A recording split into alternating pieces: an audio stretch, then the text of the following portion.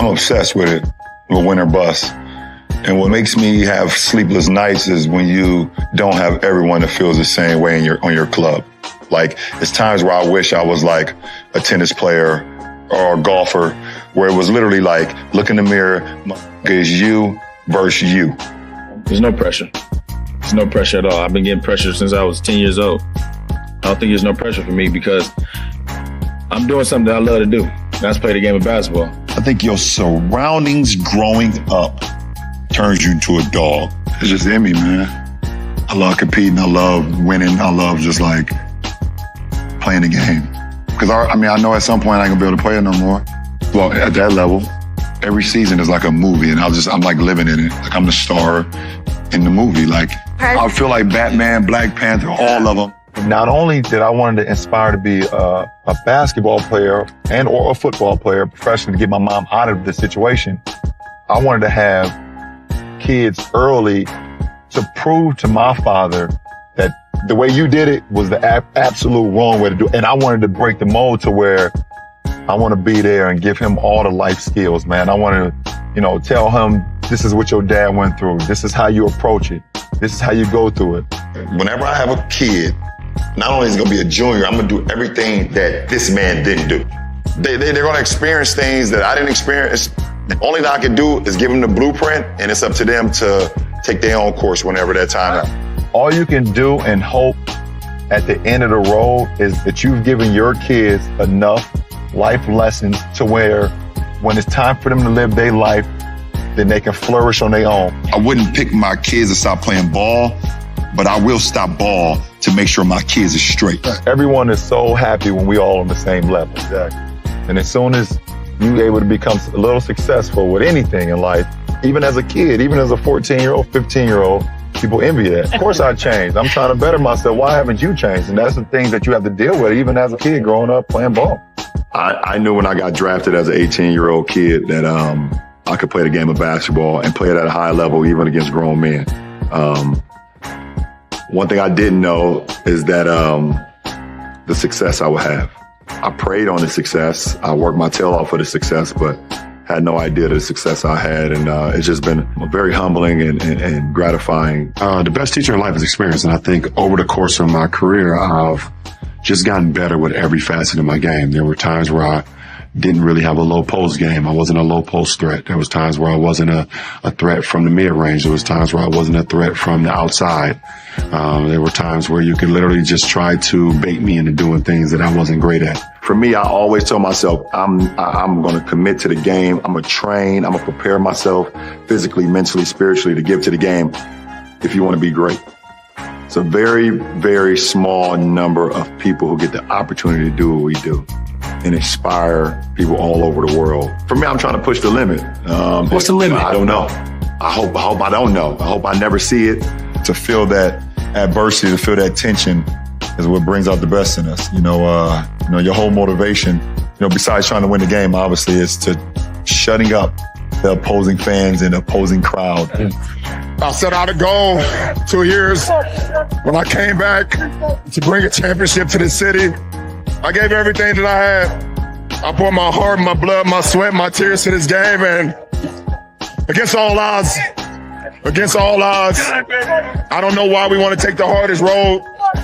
I don't know why the man above gives me the hardest road, but it's nothing the man above gonna put you in situations that you can't handle. And I just kept that same positive attitude, like, instead of saying, why me, they're saying this is what he want me to do. I'm true to the game, and I know what I bring to the table. And I came back for a reason. I came back to bring a championship to our city. I knew what I was capable of doing. I knew what I learned in the last couple of years that I was gone. And when I came back, I knew I had the right ingredients and the right blueprint to help this franchise get back to it, to a place that we've never been. And at the end of the day, the man above has given me a God-given ability, and I just try to take full advantage of it. win, lose, or draw, no matter what, at the end of my career, you would never get someone to say that he didn't leave it out on the floor. You know, wins and losses and ties and things that happens throughout the course of life. It's just how you pick yourself up. It's how you continue to get better and better. And the difference between me and a lot of other people, or a lot of people that's played the game of basketball, they get so in depth and so deep about, you know, putting everything in the game of basketball. I'm true to who I am. I'm true to my family. I'm true to my teammates. I'm true to my craft.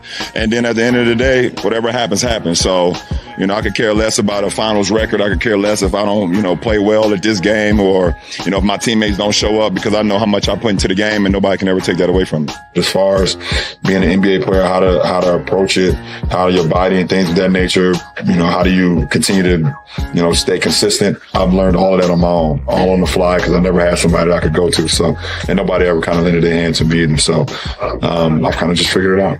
I never cheated the game. I never cheated the game. I never cheated the process. But for me, off the floor, I think me having my own school in my hometown, me inspiring kids all over the world, being active in politics at times, or social justice and things that goes on in regular life, those are the things that I hope people talk about as well, because those are things that last forever. I hope that we've instilled enough vision in them that they look and see the passion that we put into what we do on a day-to-day basis. You just hope that you've done enough. I've had goals throughout my whole career, you know, on the court. I wanted to be the rookie of the year my rookie year. I wanted to be an all-star. I wanted to win championships. I wanted to be the MVP of the league. I wanted to be defensive player of the year. I wanted to lead the league in assists. I never, ever was like, I want to break the all-time scoring record. I've always prided myself on saying, I want to be the greatest to ever play this game. And that came from a motivation to myself, my drive to be the greatest of all time. Yeah. Every so many years, they come out with a new roller coaster.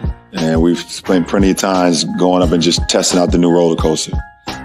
Many highs, many loops, how fast it is, whatever the case may be. And you get off just feeling so much excitement and just feeling like I want to do it again.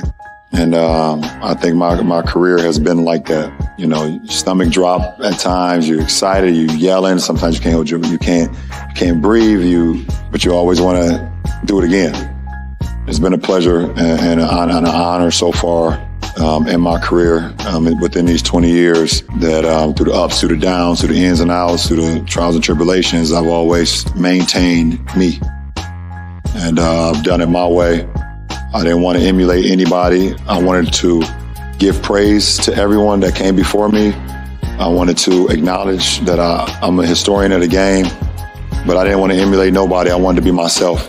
You know, if you stay true to yourself, I think you always feel better about the outcome, win, lose, or draw in life. You feel that you're never going to make it out. You feel like the statistics are built up against you. You feel like the system is built against you to not succeed. You feel like there's no way that you're ever going to have an opportunity for your dreams to become a reality. I had dreams every day of playing in the NBA. I had dreams every day of being an inspiration to so many people.